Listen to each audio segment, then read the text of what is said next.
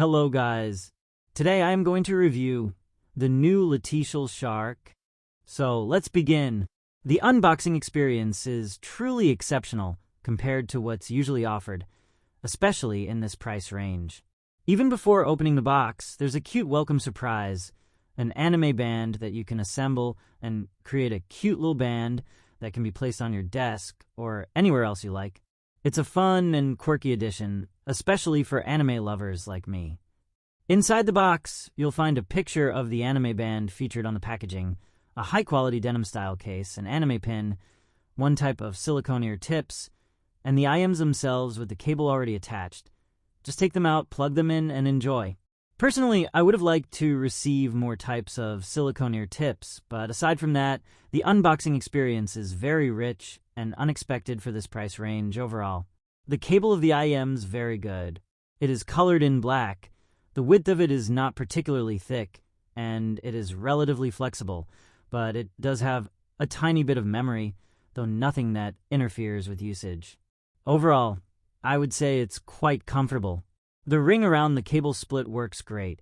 It stays in place and is very easy to adjust, which is an area where many cables fall short, so I'm happy to see they did this right. The shape that curves around the ear is one of the most comfortable I've worn. The cable bends smoothly behind the ear without needing to adjust or pull it. Honestly, it's a great welcome, especially when the cable comes pre-attached to the IM, so you don't need to mess with it. And with an unboxing experience that leaves a smile on your face, great job. Oh, and yes, there's a right and left mark on the cable, but it's not a big deal since the cable is already pre-attached to the IM. The carrying case that comes with the IMs is very high quality. It's a bluish color with a denim texture. It's rectangular, opens and closes with magnets, and is quite convenient for carrying, fitting into a pocket. It reminds me of the case that comes with the ISN Audio Neo 3, which are IMs that cost twice as much, so that's a nice touch. Quality, comfortable, compact. I would say, though, that at first, it's a bit challenging to get used to its shape since the IMs are relatively large, so it takes a bit of practice. But once you get used to it, it's comfortable. When it comes to the silicone tips, I think this is where the package falls a bit short. There's only one type of silicone tip included, and at first, when I started listening, I felt like something wasn't quite right for my ear. Yes, they were comfortable, but the sound didn't feel like it was the best these IMs could produce. After trying out some different silicone tips, I decided to stick with my beloved SpinFit CP100 Plus tips, and the sound improved dramatically. However, everyone has different ears, and this might be a specific issue for me, but still, I would have liked to see a bit more variety in the silicone tips. I would say if you decide to buy these IMs, get yourself some additional silicone tips so you can have the option to choose and see what works best for you, aka tip rolling. It really makes a difference in both the sound and the overall experience, and significantly so. Don't skip this part. Very important. The build of the IMs is ergonomic, with a shape that fits relatively well to the human ear, making them very comfortable. The IMs themselves are very beautiful, shiny, and glossy. They respond to light, so every time you move, they shine in a blue hue, which is quite cute and unique. Overall, I found them very comfortable to use, and combined with the comfortable cable they come with, the listening experience and comfort were excellent. Now, let's talk about the sound. The sub-bass in these IMs is well felt. It can go deep, but in a way that isn't excessive. It feels quite high quality, sitting in the background, ready to do its job. It's not the deepest sub-bass I've ever heard, but there's a nice balance with the other frequencies, which allows it to blend well into the overall sound. To be more specific, it's well felt and delivers a very good performance, but it doesn't steal the show from the other frequencies. Instead, it adds flavor and color to the music without taking over. When needed, it's very present, but as mentioned, it doesn't hinder the other frequencies from shining. The mid-bass receives more emphasis and presence compared to the sub-bass. It feels full, with instruments like drums getting body, piano key presses feeling lively and deep, and guitars sounding more acoustic, especially bass guitars. It's a very enjoyable experience. Male voices also get body and presence, feeling full. Despite the focus on the mid-bass, I wouldn't call these headphones particularly warm, probably due to the good contrast from the higher frequencies. Overall, I think the bass in these headphones is excellent. It's rich, high quality, and well crafted. In metal tracks with lots of bass, as well as rock, the headphones manage to play the bass fast enough to satisfy. I don't think they can disappoint anyone, and I say this as someone who loves a lot of bass. I think the headphones' character is somewhat band-like, and you definitely get that vibe, both in the unboxing and the tuning. The drums, especially, feel alive in these headphones, with the nuances being very noticeable and a great performance from them. I'd also like to mention the guitars. I noted they sound acoustic, and this is really felt. The guitars have body texture, and every strum gets a warm, pleasant touch. It's a very enjoyable experience, and these IMs know how to deliver this very well. I was quite impressed.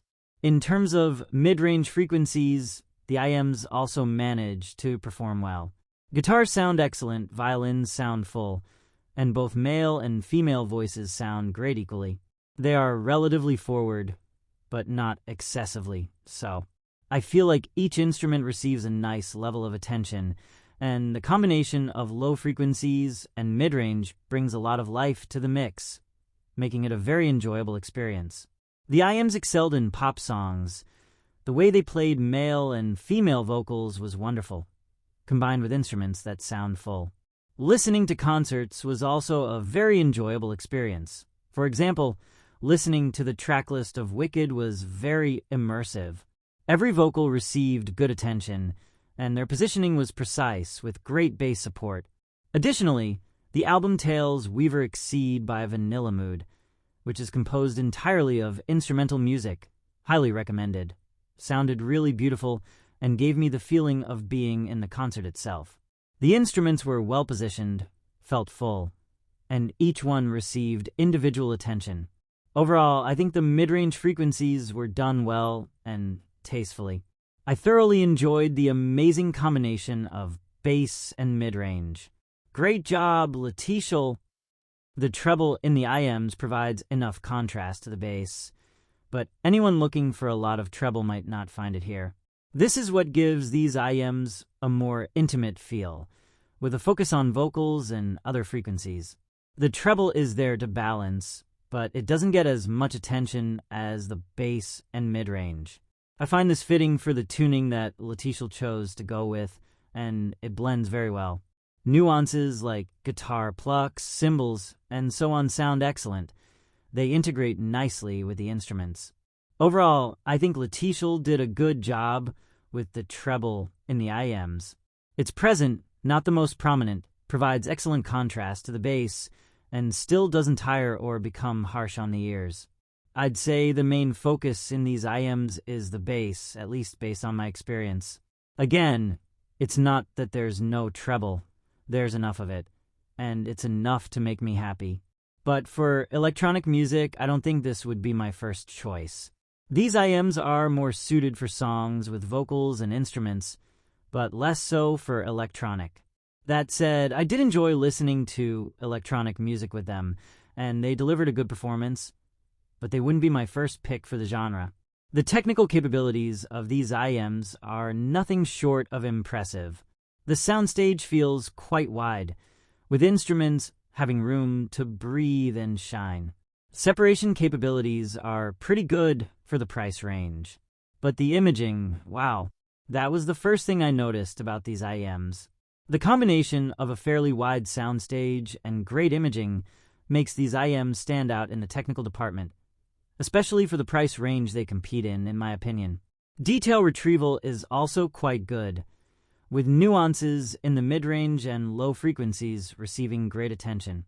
Overall, excellent technical performance, especially considering the price that Leteciel is asking for. I really enjoyed them. Compared to the Lethuoser S12, a single-planar magnetic driver IM, I'd say the comparison between them is quite interesting. The S12 offers a brighter tuning, with less emphasis on bass and more focus on mids and treble.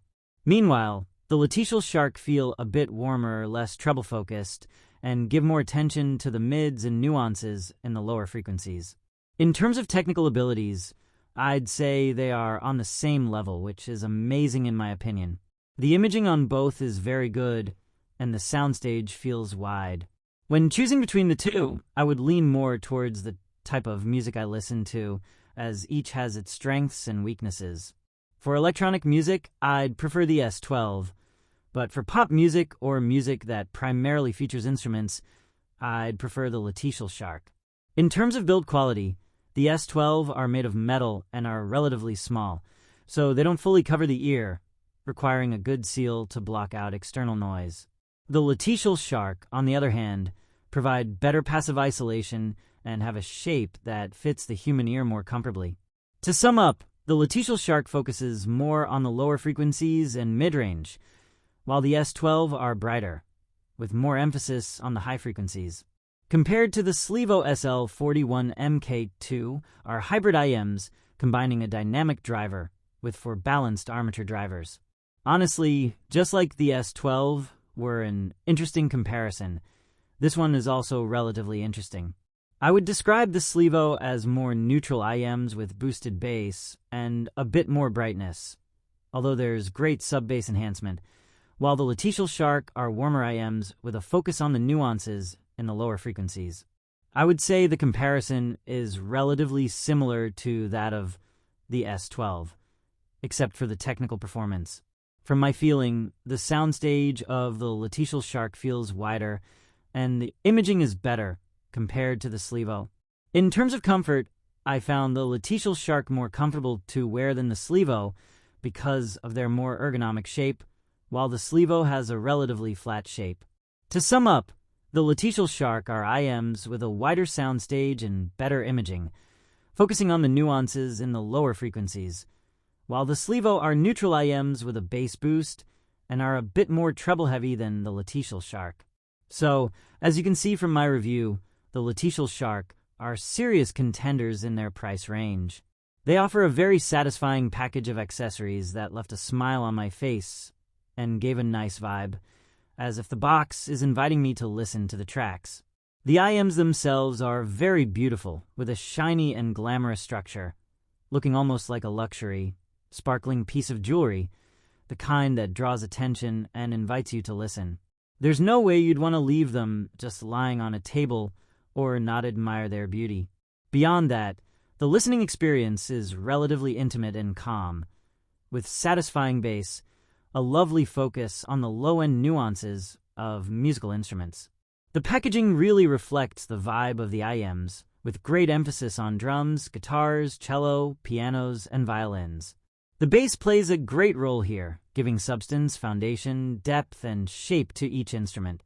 For pop music, concerts, and solo instrumental pieces, they're definitely my first choice. And at their price, good luck competing with that. Their technical abilities left me speechless, the soundstage is wide, and the imaging capabilities are nothing short of excellent. The only downside for me was that the silicon tips that came with them didn't fit my ears, so I switched to SpinFit CP100+. So, if you feel the same way I did and think something's missing, I'd recommend first trying to swap out the tips and see if it improves the sound. For me, after changing the silicon tips, the sound improved dramatically. But that's a personal issue, and everyone has different preferences. In general, with any IM, it's always worth trying many types of tips to find the one that provides the best seal and comfort.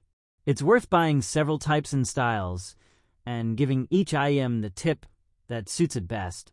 Overall, I think Leteciel has thrown a tough competitor into the ring in this price range. If they keep it up, I see a bright future for them in the market. These IMs definitely earn my recommendation,